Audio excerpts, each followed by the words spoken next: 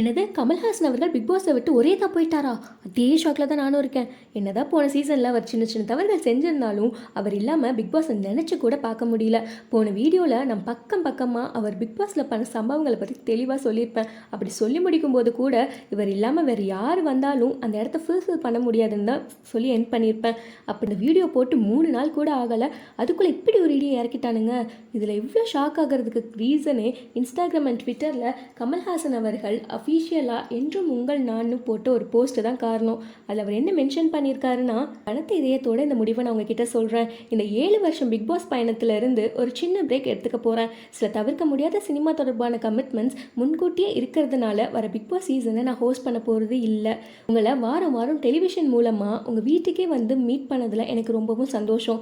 உங்கள் big pass மூலமாக நீங்கள் எனக்கு கொடுத்த ஆதரவு மற்றும் அன்புக்கு நான் எப்பயுமே கடமைப்பட்டிருக்கேன். உங்களோட உற்சாகமான மற்றும் உணர்ச்சி பூர்வமான ஆதரவு கண்டஸ்டன்ஸ்க்கு கொடுக்கறதுனால தான் big boss Tamil one of the best television reality ஷோவாக இந்தியாவில் இருக்குது. தனிப்பட்ட முறையில் உங்களுக்கான ஹோஸ்ட்டாக இருந்து நான் கற்ற பாடங்களை உங்களோட ஷேர் பண்ணிக்கிட்டதில் எனக்கு மிகவும் சந்தோஷம்.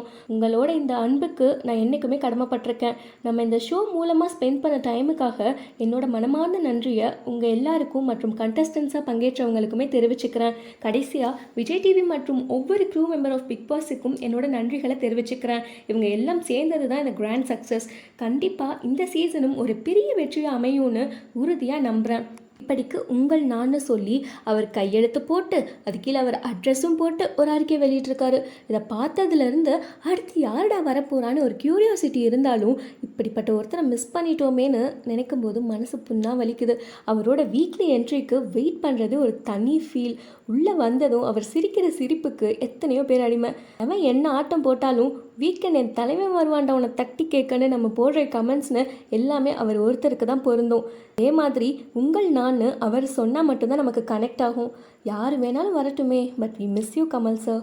என்றுமே நீங்கள் மட்டும்தான் எங்களோட பிக் பாஸ்ன்னு சொல்லி வீடியோவை எண்ட் பண்ணுறேன். உங்களுக்கு வேறு யார் ஹோஸ்ட்டாக வந்தால் இன்ட்ரெஸ்டிங்காக இருக்கும்னு தோணுதோ உங்கள் நேமை கீழே கமெண்ட்ஸில் மென்ஷன் பண்ணுங்கள். அப்படியே உங்கள் பொண்ணான கரங்களால் ஒரு லைக்கை தட்டிட்டு போங்க. பாய்.